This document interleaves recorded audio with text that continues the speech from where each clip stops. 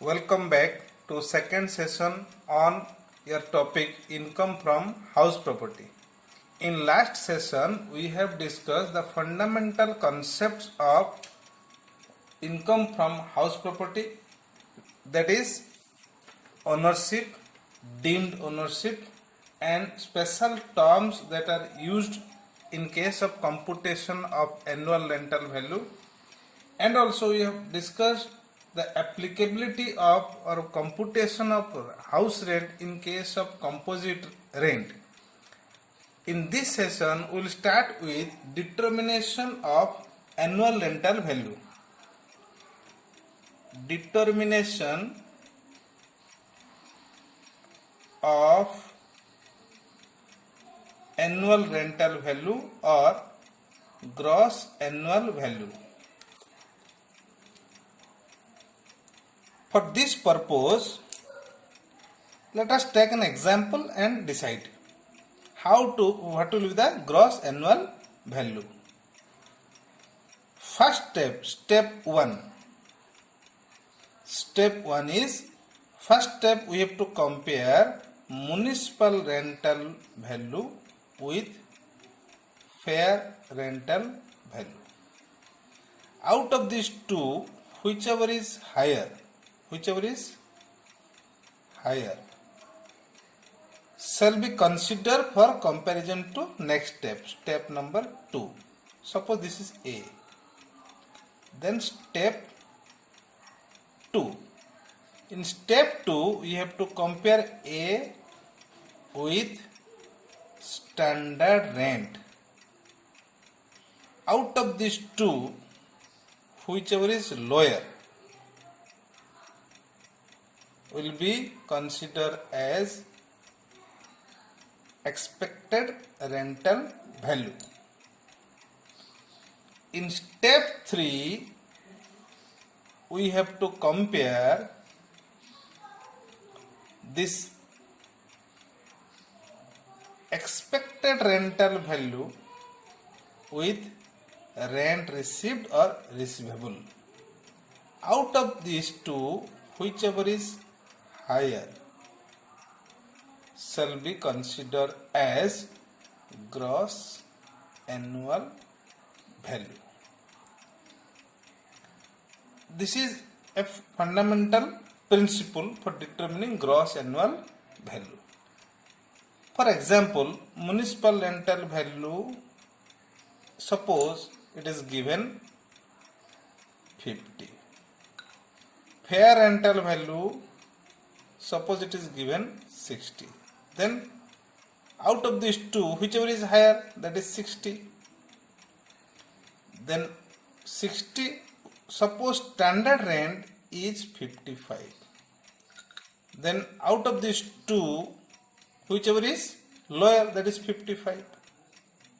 Suppose actual rent receivable is suppose 72. Out of these two, whichever is higher, that is, so gross annual value will be your 72. So here whichever is higher to be considered, here whichever is lower to be considered, here whichever is higher to be considered. This is the normal situation. Then situation number 2. Situation 2. What are the situation? Where there will be unrealized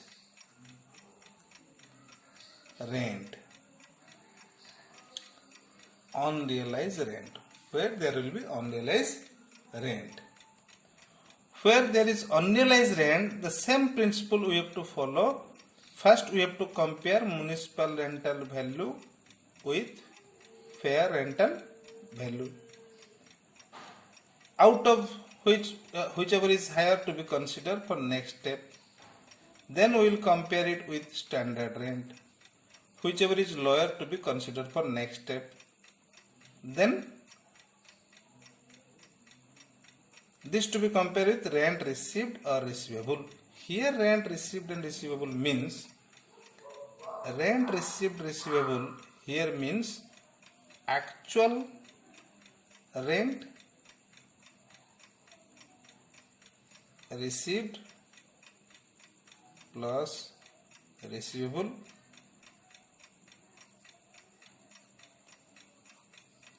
minus unrealized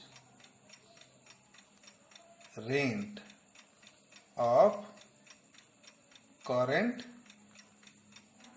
previous year if the conditions are satisfied. Specified 5 conditions are satisfied. If the specified 5 conditions are satisfied, then here we will deduct unrealized rent. Then out of these 2, whichever is more shall be considered as your gross annual value. So this is the situation number 2 where there is unrealized rent. Then situation number 3.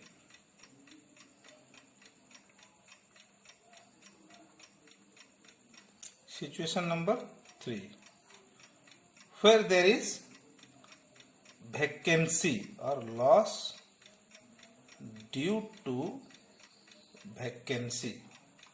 Suppose there is loss due to vacancy.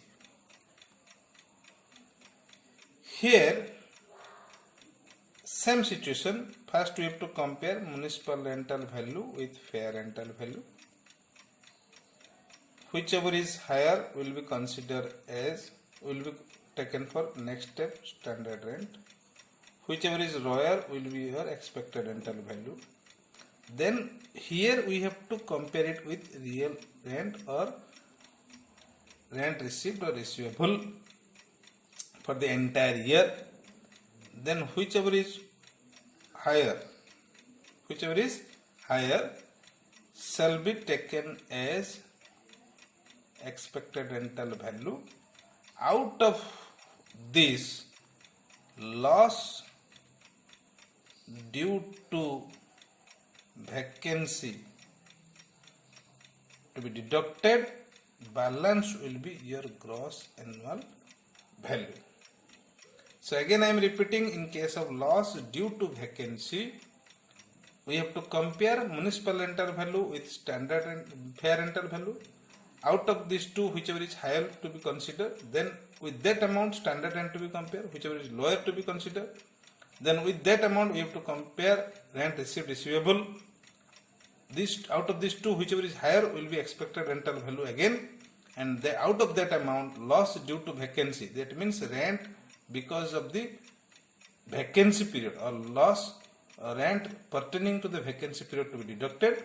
Balance amount will be your gross annual value. Then situation number 4. Situation number 4. There is unrealized rent plus loss due to vacancy. Unrealized rent, also vacancy is there. In that case, what we have to do? First compare municipal rental value with fair rental value. Out of these 2, whichever is higher to be considered as next step. Then we have to compare standard rent. Whichever is lower will be your expected rental value. Then here we have to compare rent received receivable, but here rent received and receivable means rent received receivable minus unrealized rent. Out of these 2, whichever is higher to be considered as again expected rental value, and here out of this amount we have to deduct loss due to vacancy, or we can say rent or rent for vacancy months. So there may be 4 different situations for computation of your gross annual value. So situation 1, 2, 3 and then it is situation number 4. Let us take an example to understand the concept of determination of gross annual value more clearly. Here I have 4 different types of property whose MRV, FRV, standard rent, actual rent, unrealized rent, loss due to vacancies are given. We have to determine gross annual value for individual property. Let us first start with property 1. What will be the gross annual value? Here unrealized rent is there, loss due to vacancy is also there. So first we have to compare, it is for house property 1. House property 1. First we have to compare 60 with 68. Then it is come 68. Then 68 with 62. Then it is 62. Then actual rent received receivable 67 minus unrealized rent 65. Out of these two, whichever is higher, that is 65. Then loss due to vacancy, that is 5. So gross annual value will be your 60. Is it clear? Next come to house property 2. First we have to compare 60 with 68. Then it is 68. Then with 68 we have to compare 62. Then it is 62. Then the actual rent receivable will be your 67 minus 6, that is 61. Whichever is more, that is 62. Then 62 minus loss due to vacancy is there, that will be 57 will be your gross annual value, 57. Okay. Similarly, for house property 3, we have to compare the municipal rental value with fair rental value, whichever is higher, that is 68. Then with 68 we have to compare standard rent 70, whichever is lower, that will be considered as your expected rental value. And along with this 68 we have to compare the rent receivable minus vacancy, rent receivable minus unrealized rent, that is 68. So here 68 will be considered, out of which loss due to vacancy to be deducted. So 63 will be your gross annual or gross annual value. In case of house property 4, same thing, 112 to be compared with 117, whichever is higher to be considered. Then standard rent we have to compare, then it is 115, whichever is lower. Then out 115 we have to compare the actual rent receivable minus unrealized rent, so 71. Out of these two, whichever is higher, that is 115 minus that loss due to vacancy to be deducted, so balance will be your gross annual value. This is how we have to compute gross annual value in different situations. Then once gross annual value is over, next we have to calculate net annual value. Net annual value is nothing, it is gross annual value minus municipal tax. Municipal tax, which is actually paid during the previous year by the owner. Actually paid during the previous year by the owner. If these three things are there, that much municipal tax to be deducted, balance amount will be your gross net annual value. Out of net annual value, only 2 deductions are available or allowed. Deduction under section 24. Number one is your standard deduction. That is always 30% of NAV. 30% of NAV. Number two is your interest on loan. Interest on loan. There is some restriction, limits are there that must be deducted. Balance is your income from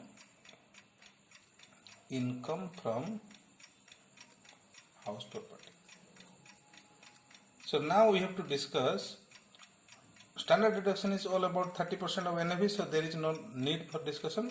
Interest on loan, whether it is allowed or not, how much is allowed, what is the maximum limit, that we will discuss. Before that, let us discuss some special circumstances where the determination of gross annual value, net annual value will be little bit different. Different circumstances of determining gross annual value. House property, it may be your self-occupied or may be let out. Sometimes it may be deemed to be let out. In case of let out property,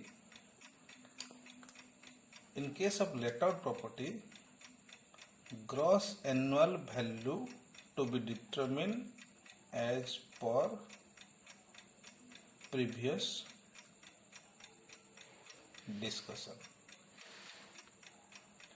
But in case of self-occupied property, here we have to see how many properties are held as self-occupied by the assessee. One house property, more than one house property. If the assessee has only one house property and in which the assessee is staying himself or using for his own residential purpose, then gross annual value as well as net annual value will always nil. There is no need to compute gross annual value, net annual value. In case there is more than one house property occupied by the assessee for his residential purpose, then he has to give the option, and that option is any one house property can be considered as self-occupied, where gross annual value will be nil, and others house property, even though they are used for self-occupied or residence purpose, will be deemed to be let out. Here gross annual value to be computed. Now in self-occupied there may be different situation.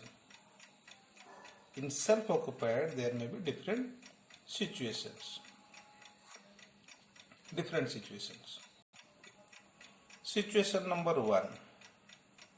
House property is fully utilized for self-residence for the entire year, for whole year. and no other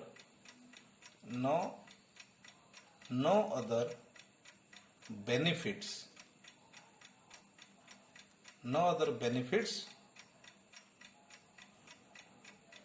has been derived from that house property. If these two conditions are satisfied, the house property is fully utilized for residential purpose throughout the year and there is no other benefit that accrues from that house property, then gross annual value or net annual value will be nil. This is your situation number 1. Situation number 2, house property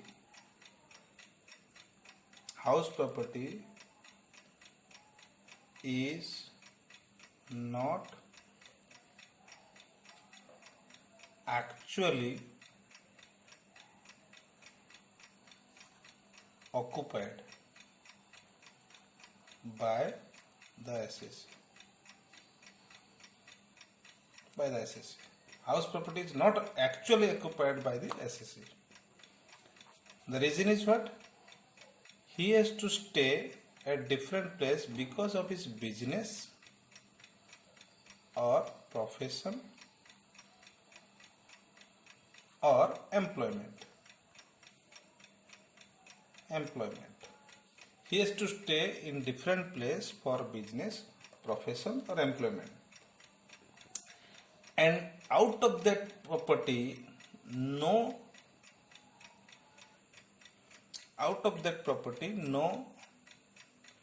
other benefit have been derived during the previous year. And it is also not let out during any time of the previous year. If these 4 conditions are satisfied, then also net annual value of that property will be nil. This is the situation number 2, where self-occupied house property, even if it is not actually occupied, but the net annual value will be nil if it is only one house property. Number 3 situation is where the house property may consist of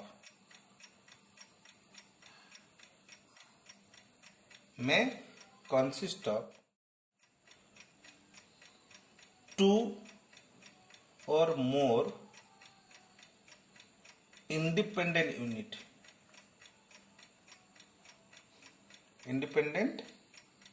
units. 2 or more independent units, and one part is used for self residence and the other part is used for let out.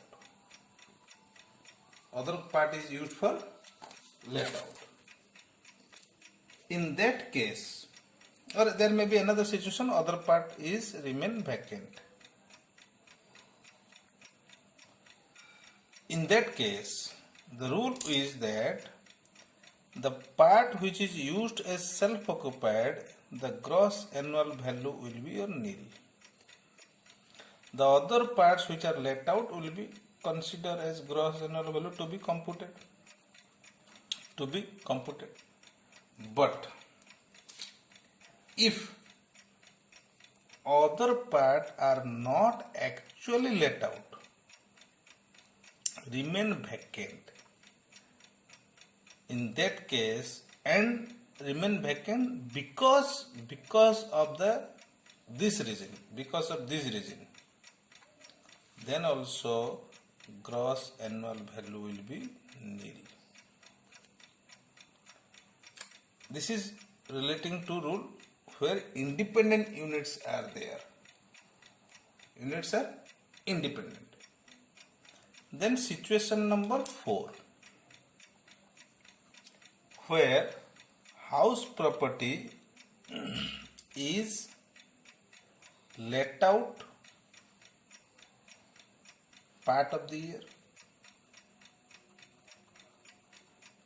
and self-occupied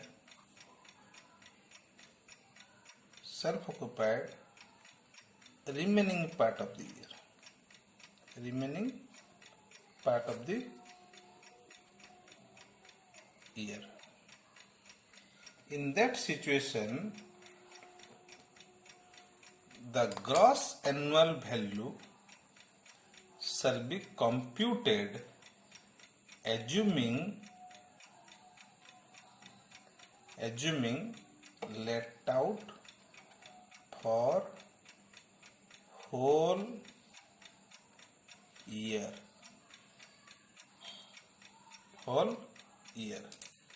That means when here we will compute the gross annual value assuming the entire property is let out for the entire year. Only difference is when you compare the real rent here, actual rent for actual months of let out to be considered. Now we shall discuss details of interest on housing loan that are deductible under section 24 subsection 2I, or we can say B. 24 subsection B.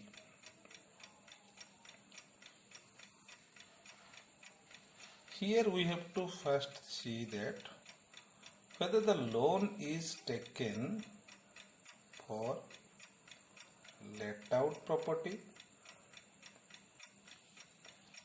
or self-occupied property.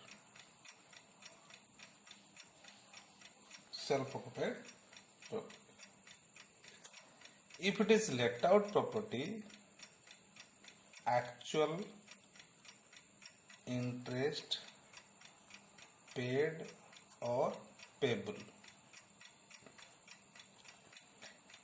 is allowed for deduction.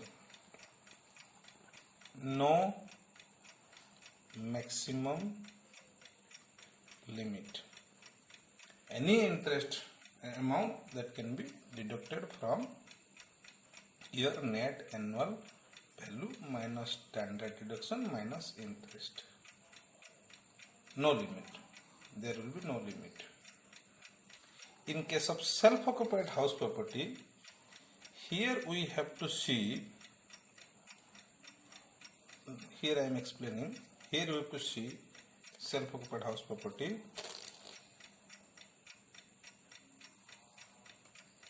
Loan is taken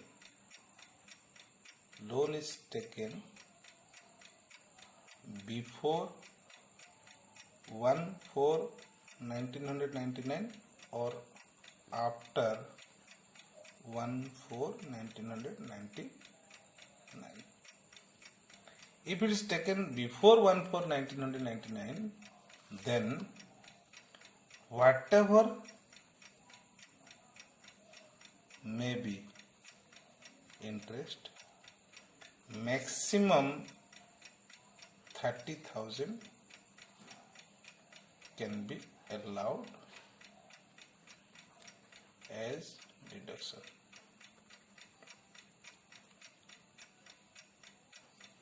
If the loan is taken before 1999. If the loan is taken after 1/4/1999, then we have to see the purpose. What are the purpose? If the purpose is for construction of building or purchase of plot or house property, then the maximum limit is your 2 lakh. Maximum limit is 2 lakh.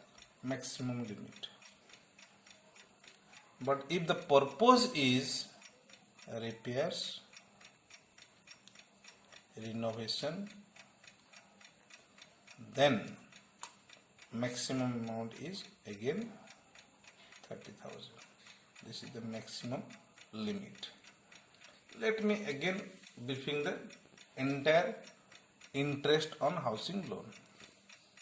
First we have to see whether the loan is taken for let out property or self-occupied property. If it is let out property, then actual interest paid or payable is allowed as deduction. There is no limit. Whatever may be the interest, that is allowed as deduction from your net annual value minus standard deduction minus interest. If it is a self-occupied house property, then we have to see whether it is taken before 1/4/1999 or after 1/4/1999. If it is taken before, then maximum is 30,000. If it is taken after, then we have to see the purpose. Whether the loan was taken for the purpose of construction or purchase of the building, then maximum 2 lakh is allowed interest. If it is other than this, then it will be 30,000 maximum. Now, the maximum limit in case of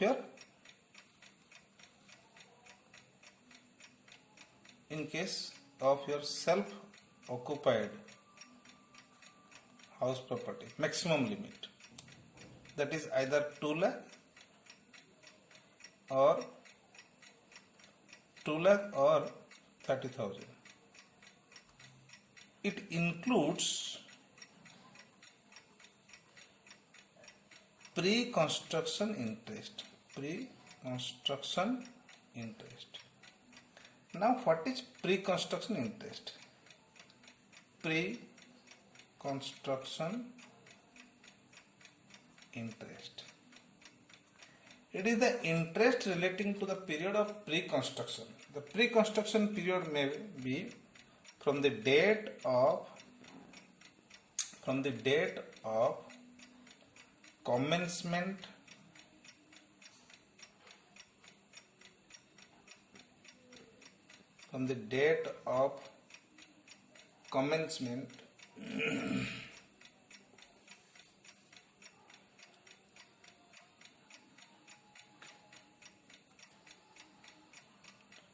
date of borrowing to date of borrowing to 31st March immediately prior to the date of completion or purchase.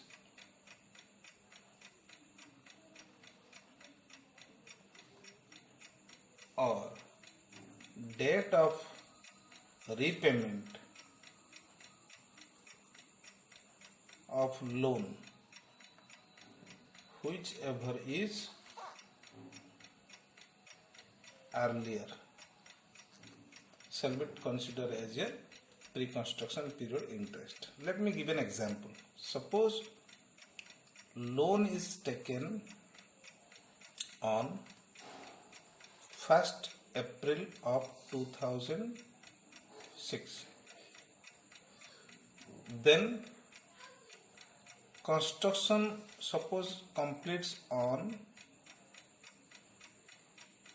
1st August 2016 and repayment is suppose on 1st July 2019, and our current previous year is year 2018 and 19. For this purpose, your pre-construction period will be from 1st April from the date of borrowing to 31st March just prior to the date of completion or the date of repayment, whichever is earlier. This one is earlier, and prior to just 31st, here you will be 31st March 2016. So the pre-construction period will be from 1st April 2006 to 31st March 2016. The interest for the entire period to be computed, and from 2016-17 to 5 years. That means 16-17, 17-18, 18-19, 19-20, 20-21, 20-21. Every previous year, 1/5 of total pre-construction interest to be deducted. So when I say maximum limit, it includes the current year interest plus 1/5 of pre-construction period interest if it falls within the period of previous year. Let me give another example.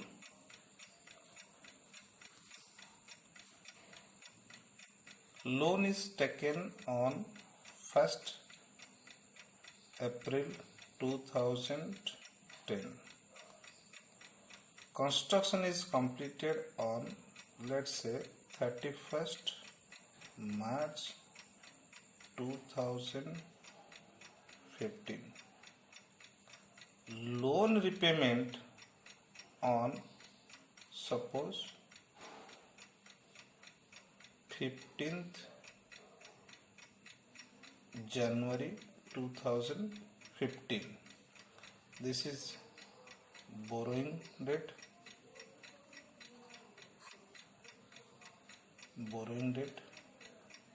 This is construction complete date. This is loan repayment date. Now pre-construction period will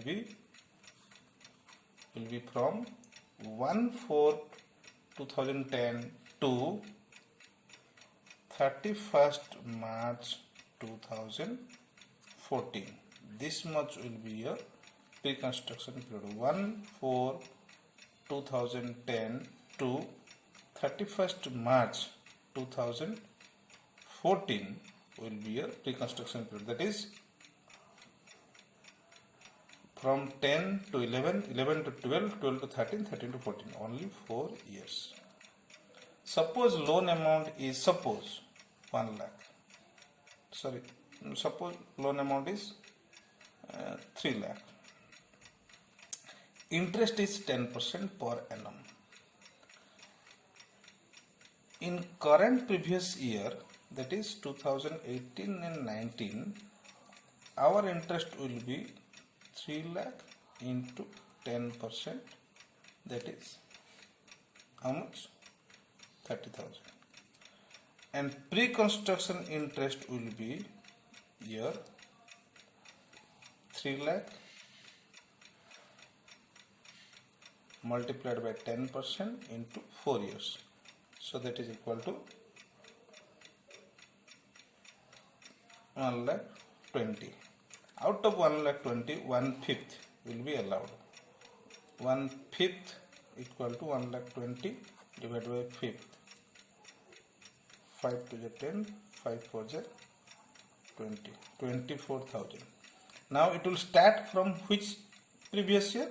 It will start from 2014-15 previous year. So 2014-15, 15-16, 16-17, 17-18, 18-19. So our previous year is 18-19. So 1/5 can be claimed. That is 24,000. So total amount is 54,000. Now, as we know, maximum limit in case of borrowing is 2 lakh. As the loan is taken after 1/4/1999, we can claim 54,000 deduction under section 24, section B.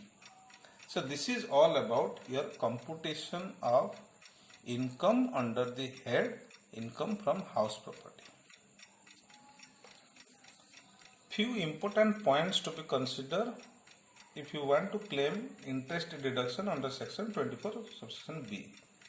Number one is the construction should be completed within 5 years from the date of borrowings. 5 years from the date of borrowings. Number two is there should be interest payment certificate. There should be interest payment certificate to claim the interest deduction. Number three is whether interest is paid or payable, deduction can be claimed. But interest paid or payable on unpaid interest is not allowed. It's not allowed. Similarly, interest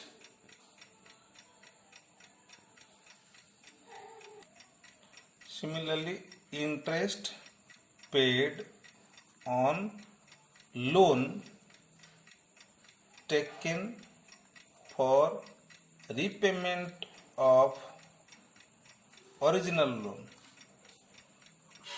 is also allowed as deductions. So these are the important points to be remembered while in claiming interest. Now another thing is that taxability or taxation of unrealized rent subsequently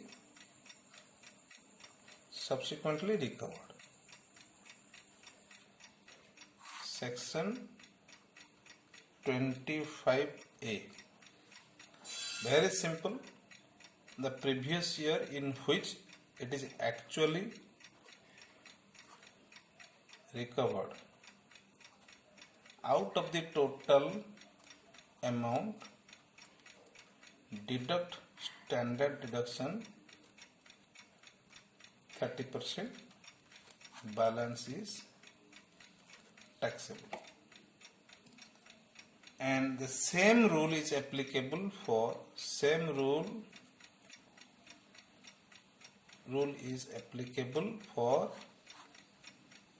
your recovery of arrear rent. Same rule is applicable for arrear rent received during the previous year. So these are all provisions relating to your income for computation of house property income. Thank you, and practice the problem from any books you have, and it will be more practical and clear. Thank you.